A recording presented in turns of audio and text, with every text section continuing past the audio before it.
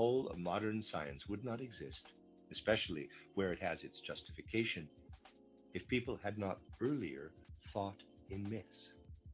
You cannot have modern science unless it is preceded by myth. It has grown out of the myths of old, and you could no more have it today than you could have a plant with only stems, leaves, and flowers, and no root down below. People who talk of modern science as an absolute, complete in itself, might as well talk of a plant which is alive only in its upper part. Everything connected with modern science has grown from myth. Myth is its root.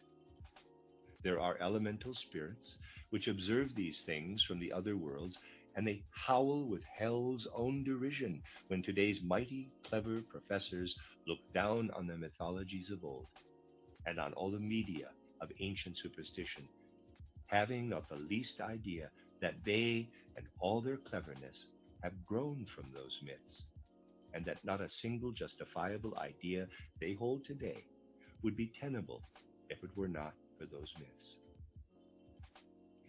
Something else, too, causes those elemental spirits to howl with hell's own derision, and we can say hell's own, for it suits the Ahrimanic powers very well to have occasion for such derision. And this is to see scientists believe that they now have the theories of Copernicus, they have Galileo's ideas, they have this splendiferous law of the conservation of energy, and this will never change and will be the same forever and ever. A short sighted view. Myth relates to our ideas, just as the scientific ideas of the 19th and 20th centuries relate to what will be a few centuries later. They will be overcome just as myth has been overcome. Do you think people will think about the solar system in 2900 in the way people think about it today? It may be the academic's superstition, but it should never be a superstition held among anthroposophists.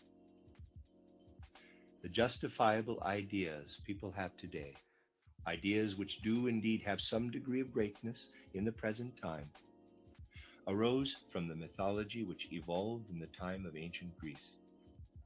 Of course, nothing could possibly delight modern people more than to think, ah, if only the ancient Greeks had been so fortunate as to have our modern science.